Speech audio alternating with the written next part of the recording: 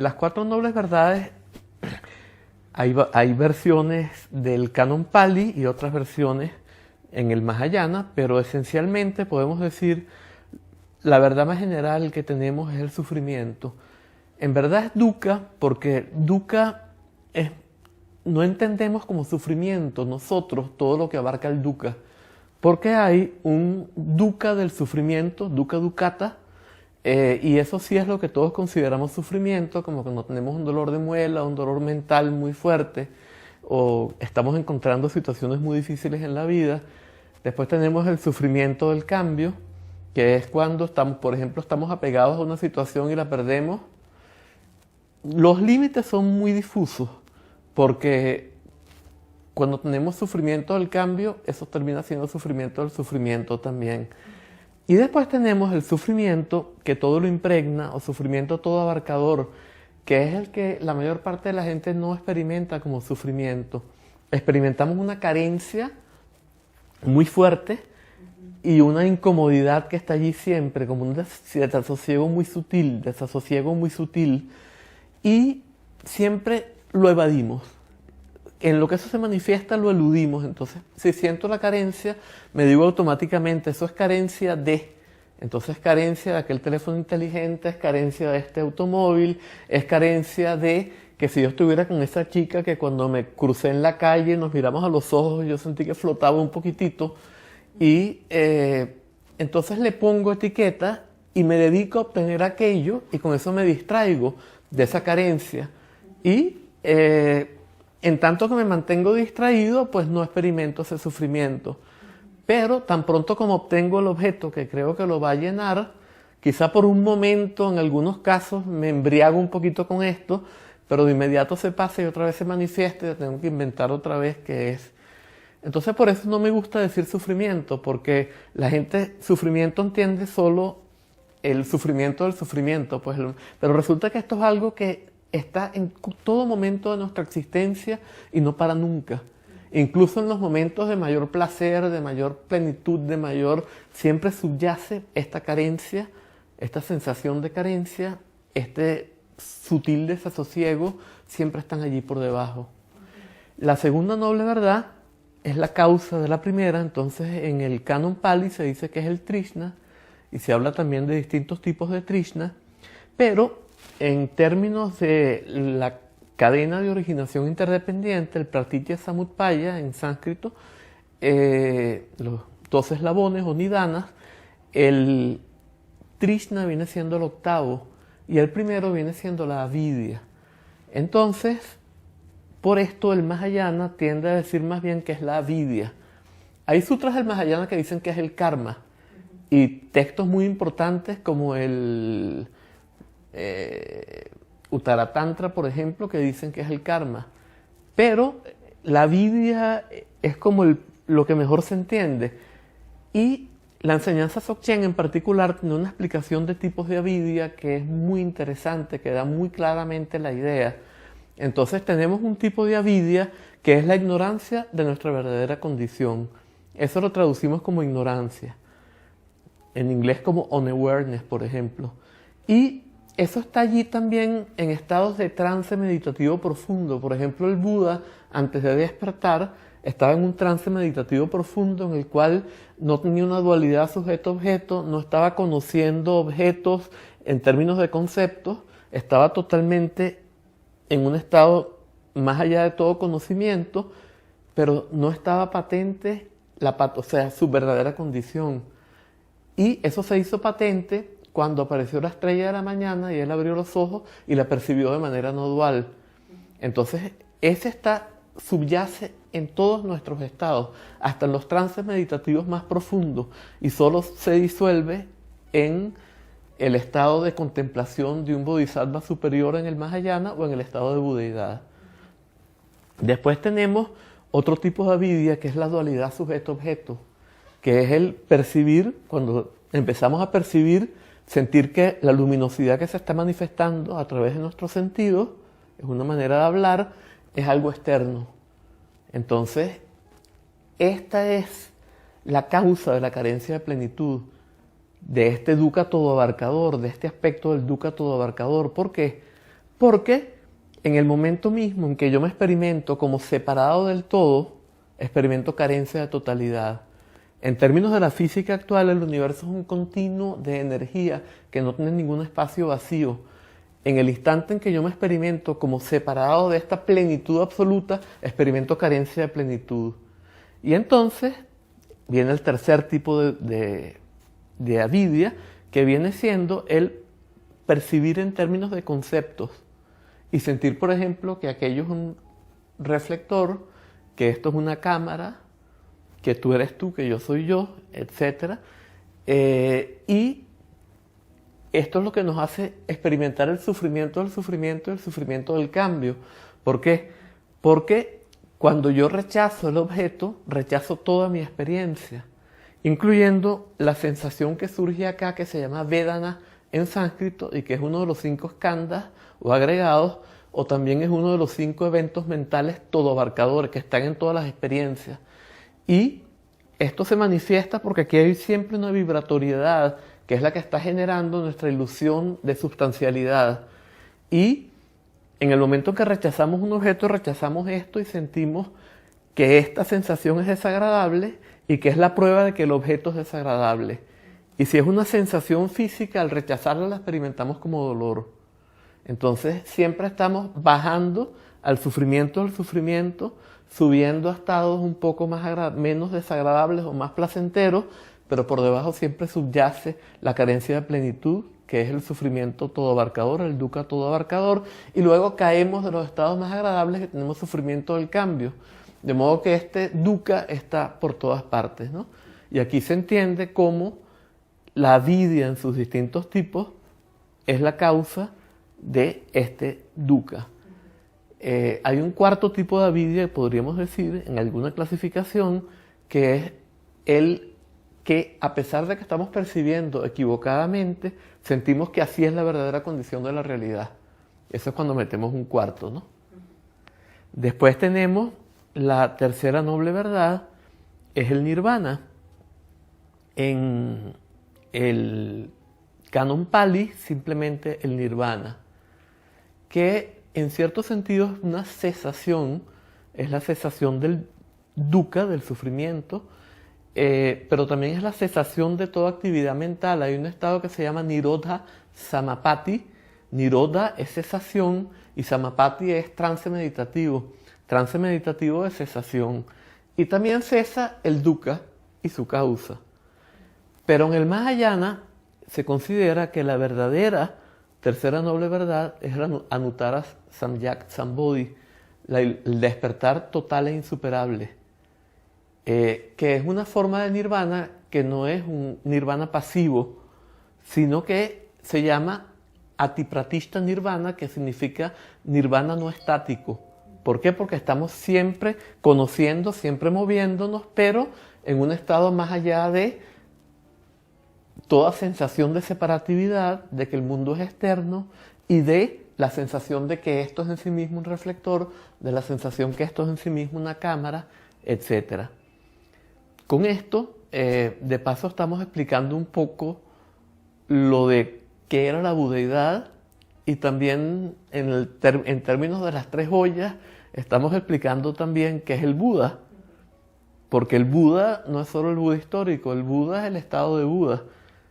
Y el estado de Buda todos podemos alcanzarlo y todos lo tenemos, por ejemplo en el Uttara Tantra Shastra, allí se plantea, y eso está basado en varios sutras muy importantes como el Srimaladevi y algunos otros sutras de los Tathagata Sutras, los sutras de la naturaleza búdica, y allí se plantea que todos tenemos la budeidad desde el origen, desde siempre. Y entonces se dice, por ejemplo, que nosotros, aunque tenemos la budeidad, no estamos conscientes de ella. Es como si el sol estuviera allí, pero es ocultado por las nubes en la mayor parte del tiempo. Y allí las nubes son la avidya, la segunda noble verdad que ya discutimos. Entonces la budeidad siempre la tenemos allí, es como el sol. Y en esto pone mucho énfasis la enseñanza Dzogchen, que es la que yo principalmente practico. Porque, por ejemplo, en el Uttara Tantra está este ejemplo del sol y las nubes, pero hay otros que son más causales, como la semilla y el árbol. Entonces ahí se ve como si la naturaleza búdica fuera una semilla, como si no la tenemos en acto, sino en potencia, y se puede transformar en budeidad. En cambio, el otro ejemplo que también está en el Uttara Tantra Shastra es que el sol está allí ya brillando, y basta con que se disipen las nubes para que se manifieste la budeidad total. Esto es más acorde con esta visión propia de la enseñanza Dzogchen, que es la que yo practico, ¿no? Entonces, de alguna manera, con esto estaríamos considerando ya cómo es el estado de Buda y qué es el Buda en términos de las tres ollas. Entonces, podemos decir algo más en términos del estado de qué es el estado de Buda. El estado de Buda podemos describirlo sobre todo negativamente. Es la carencia de la primera y la segunda noble verdad.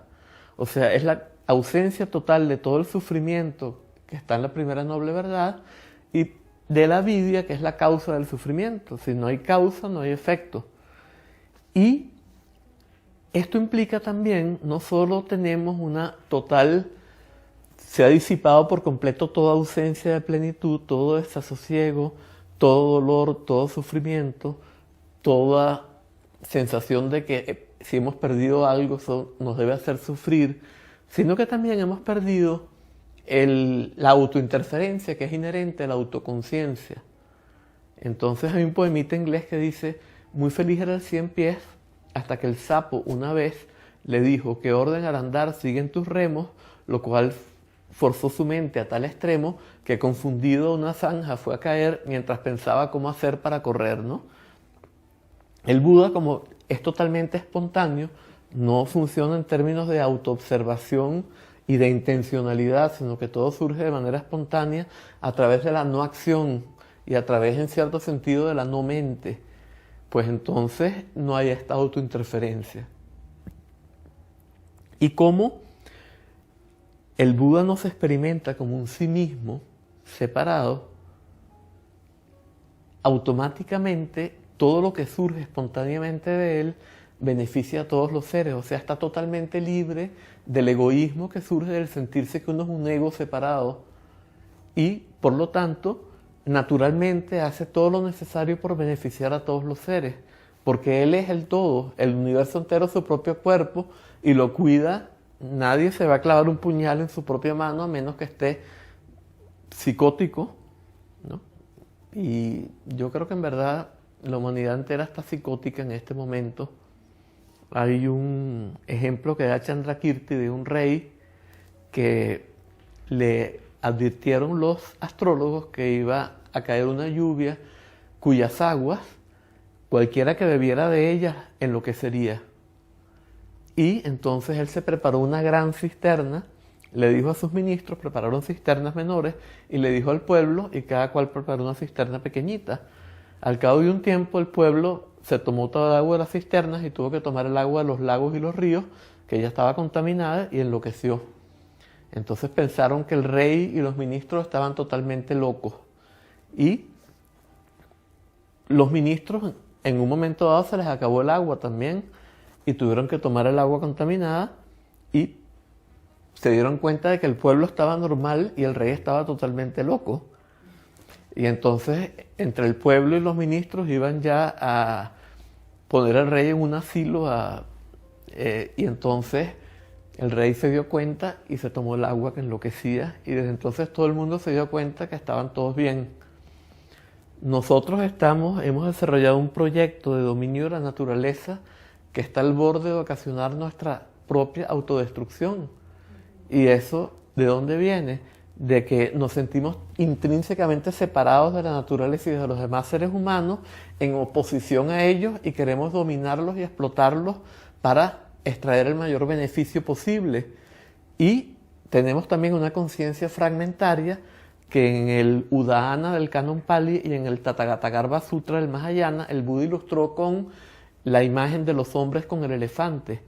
El que tomó la trompa, adaptada a nuestra época, dijo que era una manguera de bomberos. El que tomó la oreja dijo que era un abanico. El que tomó el colmillo dijo que era un gancho para llevar hielo.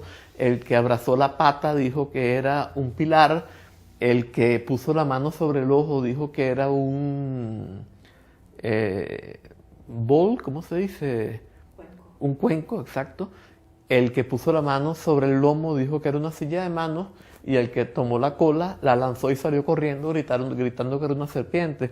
Nosotros somos mucho peores que estos porque tratamos de destruir la serpiente, el pilar con el que en cuanto ciegos podemos tropezar en la oscuridad y arrancarle todo lo que podemos aprovechar, pero resulta que el elefante es el ecosistema del que somos parte y del que depende nuestra existencia. Entonces yo creo que esta psicosis es perfectamente el extremo de la avidia, es el estado en que nos encontramos actualmente.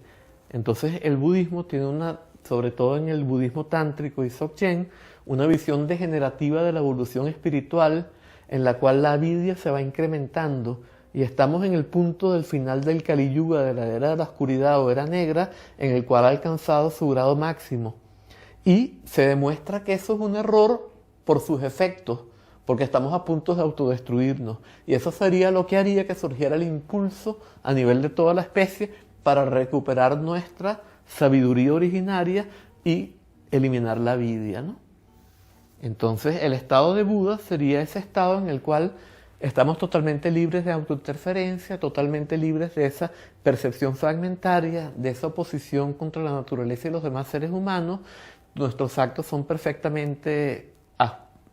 son perfectos y cumplen perfectamente lo que tienen que cumplir, y en todo momento tenemos una total plenitud.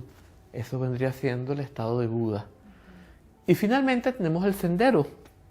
Entonces el sendero por lo general se explica en términos del óctuple noble sendero, pero yo me voy a tomar una libertad aquí y lo voy a explicar en términos de los 3 senderos de los que se hablaba originalmente cuando el budismo llegó al Tíbet, y eran el sendero de la renuncia, que consiste en apartarse de todos los estímulos que activan las pasiones. ¿Por qué? Porque las pasiones crean problemas, crean sufrimiento y nos hacen también incurrir en actos que crean malos karmas. Si nos alejamos de ellos, también podemos obtener una pacificación mental que nos ayude en un momento dado a aplicar ciertas prácticas para descubrir nuestra verdadera condición. Pero no es la vía más directa, porque si a mí me dicen no pienses en un mono, ¿en qué estoy pensando? Entonces, si yo tengo que alejarme de todos estos estímulos, estoy como poniéndome a pensar en ellos todo el tiempo, y esto hace que sea por ejemplo, el Vajrayana Sutra, el Sutra Cortador de Diamantes, se dice que se toman 3 ciclos cósmicos temporales inconmensurables para alcanzar la budeidad por este sistema. Después tenemos la vida de transformación, en la cual se utilizan las pasiones y se transforman en sabiduría. Y los 5 elementos burdos se transforman en los 5 elementos sutiles, que es luz de los 5 colores. Entonces, este método es mucho más directo. Allí se dice que las pasiones son como leña, la sabiduría como fuego. Mientras más leña, más fuego. Pero dependemos de tener mayor capacidad, porque si no podemos aplicarlo mal y crear terribles karmas. Y entonces más bien puede ser la vía a los infiernos, por así decir. Requiere mucho más capacidad. Luego, por último, tenemos la vía de liberación espontánea. En el tantrismo, para poder desarrollar bien la visualización y el trabajo con los canales y las energías y los chakras, el kundalini y todo esto, necesitamos hacer un retiro mínimo de 3 años, 3 meses y 3 días, ideal de 9 años, 9 meses y 9 días, intermedio 7, 7 y 7. Esto la mayor parte de la gente en nuestra sociedad no puede hacerlo. En el Dzogchen hay métodos muy directos para alcanzar el estado resultante de esas prácticas tántricas, que se llama estado de Mahamudra o estado de Dzogchen, y entrar a través de lo que se conoce como introducción directa. Y una vez que se tiene esto, con métodos muy poderosos, ir desarrollando ese estado hasta que nos establezcamos en él de manera inconmovible y sin vuelta atrás. Entonces me tomé la libertad de explicar el sendero en términos de estos 3 senderos, que me parecen que es más pertinente, porque el óctuple noble sendero está explicado en términos de la vida de renuncia, pero no es la única que existe en el budismo, y por lo tanto esta es como mucho más general, nos abarca todas las formas de budismo. El no sí mismo, vamos primero con el no sí mismo. Esto tiene mucho que ver porque el no sí mismo, la avidya, es la ilusión de un sí mismo, tanto en los seres humanos como en las cosas. O sea, un sí mismo en las cosas es una sustancia. ¿Qué es una sustancia? Es algo que existe en sí mismo y por sí mismo, sin depender de nada más para ser lo que es. En el universo no hay nada que tenga esas condiciones. Si el universo es un continuo de energía que no tiene separaciones, lo que introduce las separaciones es la percepción humana. Por lo tanto, no hay nada que exista en sí mismo separado de todo lo demás, y menos aún que sea en sí mismo lo que uno lo percibe como siendo. Para una mosca, yo soy un sitio donde posarse y donde buscar un poquito de mugre en caso de que la consiga, ¿no? Para un indígena que nunca haya conocido este aparato, esto es algo extraño que se pondrá a mirar así. Resulta que en verdad eso ni siquiera está separado del resto del universo. Lo que lo separa es mi percepción y yo lo puedo conocer como una cámara porque aprendí que esto era una cámara de video. Entonces, vacuidad o ausencia de sí mismo viene siendo lo mismo. Vacuidad de los entes significa que en los entes no está aquellos que esperamos encontrar en ellos. Vacuidad de las personas significa que en las personas no está aquello que esperamos encontrar en ellas. Muchas veces en el budismo se dice que la vacuidad no es como la vacuidad de un vaso que está vacío, pero sin embargo podemos utilizar ese ejemplo. Por ejemplo, cuando un vaso no tiene líquido, es que cuando yo digo que está vacío, sin embargo está lleno de aire, o sea que no está vacío. Cuando una casa, yo digo que está vacía, depende. Por ejemplo, si yo voy donde Juan y yo toco, yo digo, no, la casa estaba vacía, aunque está llena de muebles y de aire y de todo. Si luego yo regreso a mi casa y abro la puerta con mi llave, encuentro que no hay muebles, ni televisor, ni computadora, digo, me dejaron la casa vacía. Entonces vacío es que no está lo que yo espero encontrar. Bueno, ¿qué es lo que yo espero encontrar en mí mismo y en todos los entes? Sustancialidad. Y eso es justo lo que no hay. Entonces vacuidad es la ausencia de la sustancialidad que yo espero encontrar tanto en los seres humanos como en todos los entes que aparecen solo como objetos. Y eso sería la enseñanza más esencial del budismo. Esta enseñanza de ausencia de un sí mismo o lo que es prácticamente lo mismo de vacuidad. Entonces, por último, nos quedaría lo de las tres joyas. Y las tres joyas son Buda, Dharma y Sangha.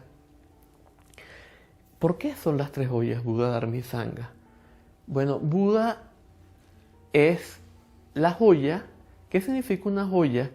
Una joya es aquello que tiene mucho valor. ¿Cuál es el valor mayor que podemos tener? O sea, nosotros le atribuimos valor a las cosas en la medida en que creemos que pueden llenar nuestra carencia de plenitud. Si nuestra carencia de plenitud desaparece porque alcanzamos la budeidad, entonces somos valor absoluto, somos plenitud absoluta. Y por lo tanto, eso es mucho más que cualquier joya. Eso es lo más valioso que puede existir, porque es aquello en relación a cuya carencia le establecemos el valor a todo lo demás. Entonces es una joya en el sentido de que además es lo que resuelve todos nuestros problemas. Con una joya nosotros pensamos que podemos comprar muchas cosas si las vendemos y resolver nuestros problemas materiales, nuestros problemas de todo tipo. Y con la budeidad se resuelven todos nuestros problemas.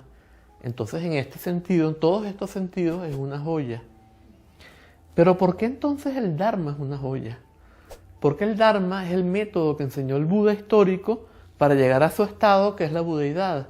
Y es una joya en la medida en que nos permite alcanzar la joya absoluta, que es el estado de budeidad. Y por último, el Sangha es una joya porque son los verdaderos ayudantes del sendero. Entonces, son aquellos que nos permiten, por ejemplo, a nivel de la vía de la renuncia, en particular la vía monacal por ejemplo, en el budismo Theravada, que está basado en el canon Pali, que hay que ser monje. Entonces allí se plantea que yo tengo que tener dos amigos espirituales, uno que me instruye en la disciplina y otro que me instruye en la meditación y en el punto de vista. Entonces, estos son los verdaderos ayudantes de la práctica y todo el resto de la sangha de la comunidad. Y entonces tenemos que las tres joyas son el Buda, que es la fuente de la enseñanza, el Sangha, que es la enseñanza que él dio para llegar a su estado, que es la budeidad, y el Dharma, sí, para llegar a la budeidad, la enseñanza, y el Sangha, que son los ayudantes de la práctica, que nos ayudan a llegar a la budeidad. Y a través de todos estos tres llegamos al valor absoluto, que es el estado de budeidad. En el tantrismo, en la vida de la transformación, en vez de tener Buda, Dharma y Sangha, tenemos Guru Deva Dakini. ¿Por qué? Porque entonces el Guru es el maestro. Allí nosotros no dependemos ya del Buda histórico que no conocemos, sino que recibimos una transmisión directa de un maestro. Y esa pone una semilla en nosotros a través de una vivencia que obtenemos, que al desarrollarla es que podemos avanzar. Entonces allí la verdadera fuente no es el Buda histórico, que vivió hace muchos siglos, sino, incluso milenios, sino es el maestro que nos da la iniciación. Luego tenemos el método que aplicamos, el equivalente al Dharma, es la Devata o Yidam, que es la deidad de meditación como la que nosotros nos visualizamos. Y por último, la Dakini, desde el punto de vista del hombre, viene siendo la consorte tántrica que se transforma en el mayor ayudante también de la práctica. Y para ella sería el consorte tántrico, por supuesto, ¿no? Y después están las Dakini, que son las energías de la vida, las actividades de los maestros, etc. Y para terminar, en la vía de liberación espontánea, yo creo que con esto ya terminaríamos, serían Tawa, Gompa y Chöpa. Voy a decir las palabras tibetanas porque Tawa normalmente es punto de vista, pero en la enseñanza Dzogchen no es un punto de vista intelectual, es una visión directa de la verdadera condición de nosotros mismos y todo el universo. Luego, la segunda, Gompa, normalmente es una meditación que yo aplico con la mente. Por ejemplo, una meditación como la presencia continua del Satipatthana o del Smriti o Tempa en tibetano, que estoy siempre pendiente de todo lo que estoy haciendo y de todos mis movimientos, o Shamatha Jine o Langton, o sea, Vipassana, son todas meditaciones que se aplican con la mente. En el Dzogchen no es una meditación que se aplica con la mente, es permanecer durante una sesión de práctica en la visión de nuestra verdadera condición, que es la verdadera condición de todo el universo. Y cada vez que surge un pensamiento para ocultarla, aprendemos lo que eso es y se libera por sí solo. Y por último, comportamiento. En el Dzogchen no es un comportamiento aplicado en base a un código de conducta, sino es un comportamiento espontáneo que lo importante es que nunca perdamos conciencia, ¿verdad?, de nuestra verdadera condición, que mantengamos ese estado, que en el Dzogchen se llama Rigpa, el estado de la visión de nuestra verdadera condición. Y cuando lo perdamos, que estemos siempre conscientes de la intención tras nuestros actos. Si la intención no es buena y altruista, tomamos conciencia de ella y la cambiamos. Y aplicamos un acto diferente, no aplicamos el que teníamos pensado. Pero en tanto que logremos estar en ese estado de la continuidad de la visión, como no tenemos ninguna sensación de un yo separado, no hay ningún egoísmo, y todo lo que hagamos es por el beneficio de todos los seres. Surge espontáneamente por el beneficio de todos los seres.